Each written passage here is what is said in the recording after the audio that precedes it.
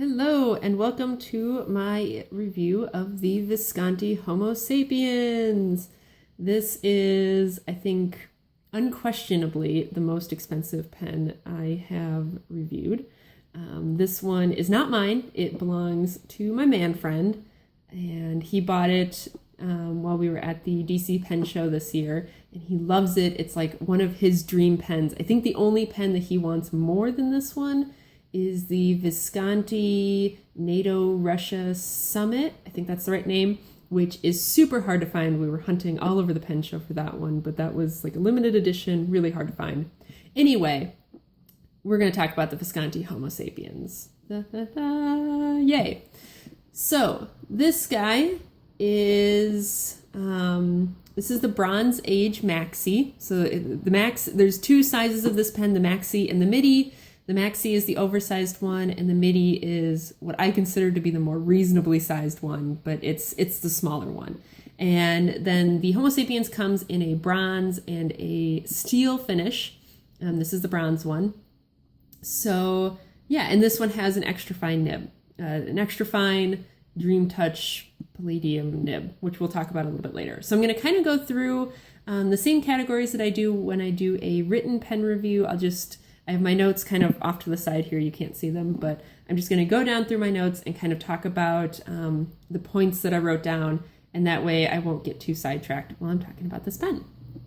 So in terms of physical presence of the pen, it's a very large pen, and let's do a little bit of a size comparison. I'll bring out the other oversized pen that I have, which is the TWSBI VAC 700, and then more of a normal size pen, which is the Lamy Safari. And let me try and line all of these guys up. I realize that the size seems very skewed because I'm currently at an angle, so they all look kind of the same size.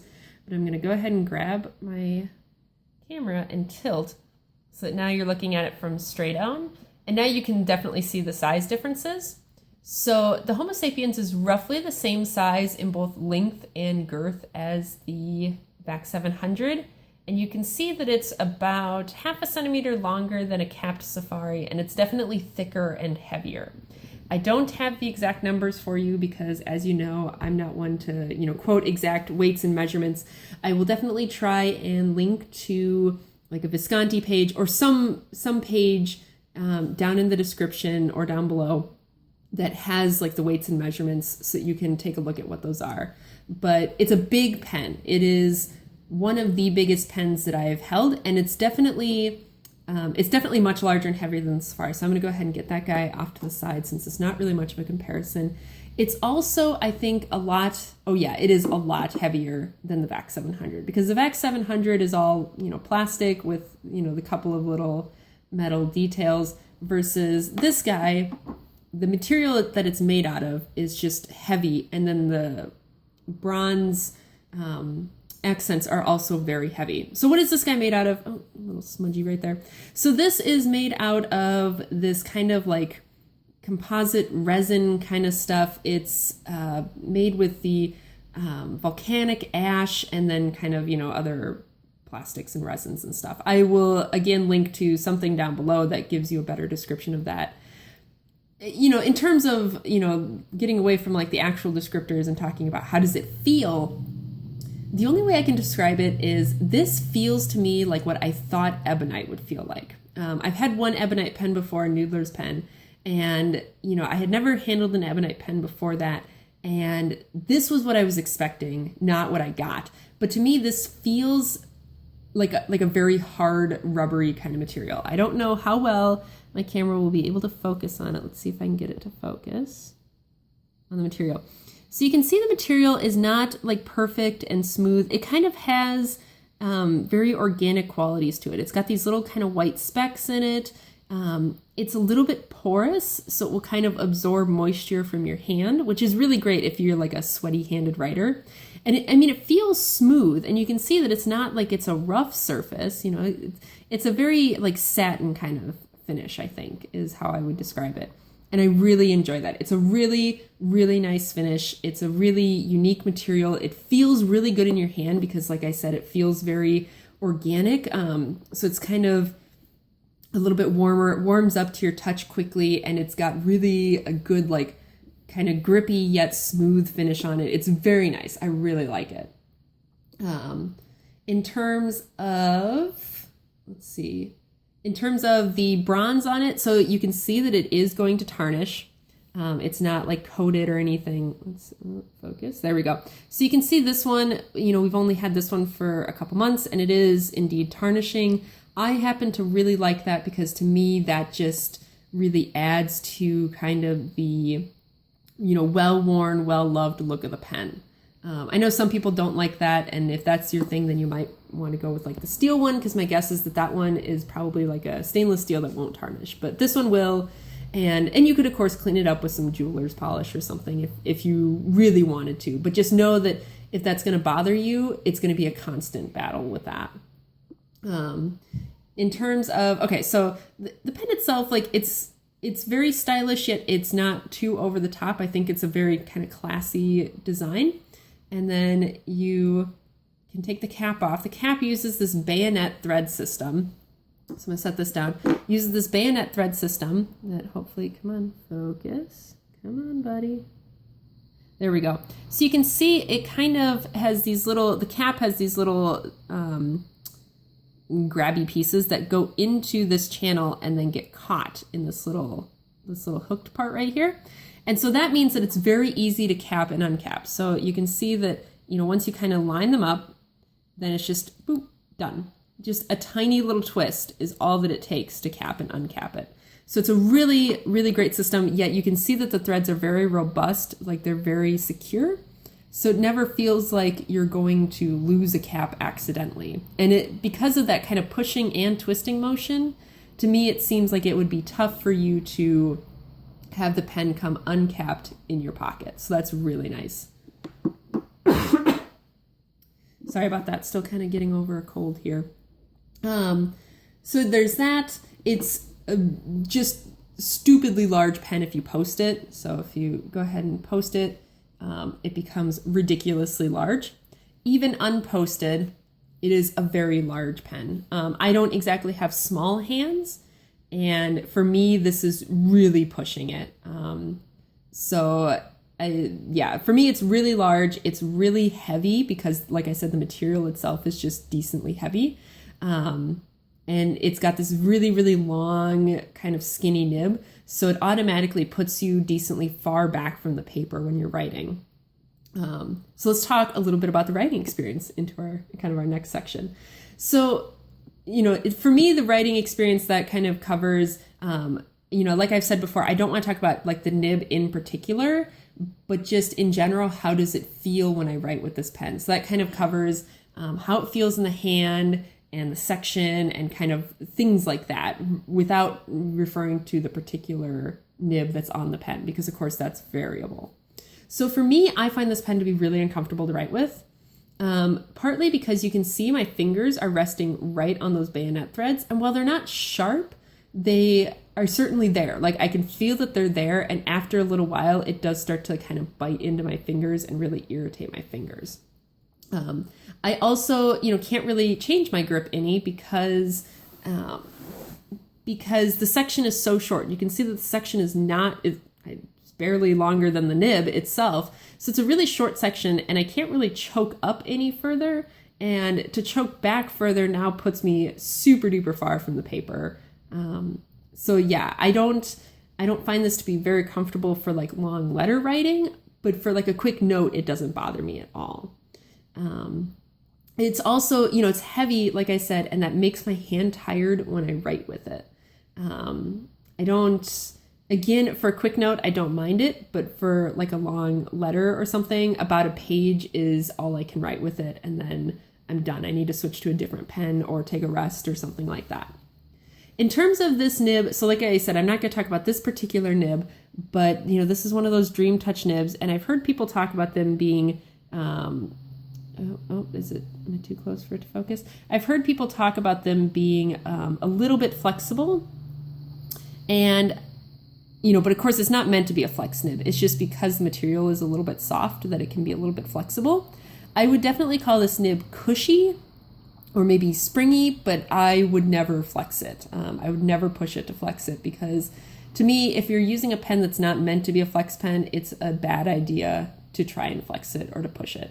Also, I really like that crescent moon breather hole. I think that is super duper cute. And the nib itself is very nice looking with the kind of very subtle two-tone. I know it's a little bit washed out in the sunlight right now, but in real life, the two-tone is not super duper garish. It's very subtle, very classy. So it's a very nice looking nib. In terms of our next category, which is the filling system, the Maxi version of the Homo sapiens is a power filler. So that is Visconti's version of the vacuum filler, which is pretty much, from what I've heard, the same sort of system that's used in the VAC 700, which is another reason I had this pen here, so I can kind of show you. So if you're not familiar with that kind of system, basically what happens is you have this rod. You can see this metal rod in the middle here, and then it has a seal on the end. And then you unscrew this back part, you pull it out, and then you dunk your nib in the ink, you push the end back in, and it forms a vacuum behind the seal. And then once you get to the end of the barrel, it widens out. So then all of a sudden you release that vacuum, and then that vacuum behind the seal sucks up ink into the barrel. So most of the time, that means that you have a pretty high ink capacity. Like in this VAC 700, I think you have like a 2 milliliter ink capacity.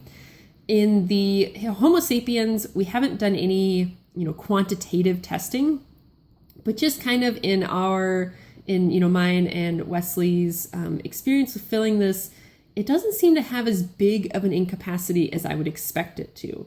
Like I said, we don't have any hard numbers for that, but it just seems like it runs out of ink earlier than we would think. But that could be because Visconti has, unlike the VAC 700 where, you just have this seal and then you're into the feed, I'm pretty sure Visconti has a double reservoir system to where, you have this, but then there's like another smaller reservoir that fills up when you undo the seal. So, it could just be that what we're experiencing is just not really knowing how to work this kind of power filler versus this one. But, just kind of anecdotally, it feels like there's not a huge ink capacity in this pen. But again, that will vary depending on how you fill it and all of that kind of stuff. Something that, kind of speaking of that, like not really, knowing how much ink you have. Of course, this isn't a demonstrator and I don't expect it to be. But an ink window of some sort would be kind of nice on this pen. Like maybe if they had it, I don't know, maybe if they like moved these threads higher up into the cap so that there was some space between where the threads are and where this band is, so that you still couldn't see it when it was capped, but you could see it when it was uncapped. To have just a little ink window to kind of let you know where your level is, that would be really nice, because with this being a completely opaque pen and being, an internal filling system like the vac filler, you don't really know how much ink you have. You can't just unscrew it and take a look at your converter. And that's, that kind of goes along with the frustration of not knowing how much ink you have in there and feeling like you're running out, and then you go to refill it and it turns out, oh, I actually did have a lot of ink. I don't know.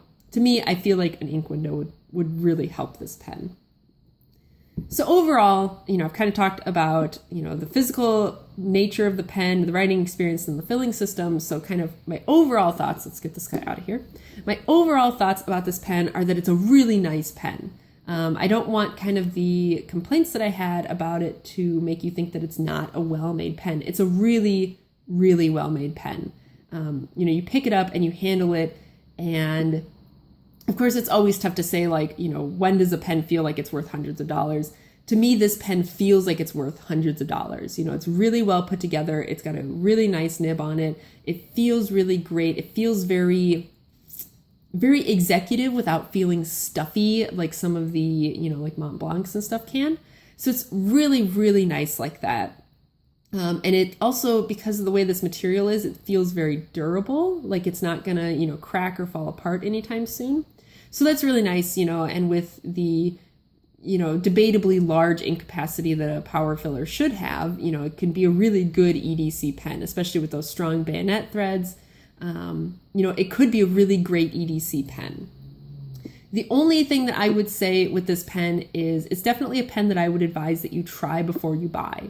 Because it's so big, and with the kind of the short section, like I was saying, it's definitely one that I wouldn't suggest just buying online without ever having held it in your hands. Definitely try and get to a retailer, even if you're not necessarily going to buy it through that retailer.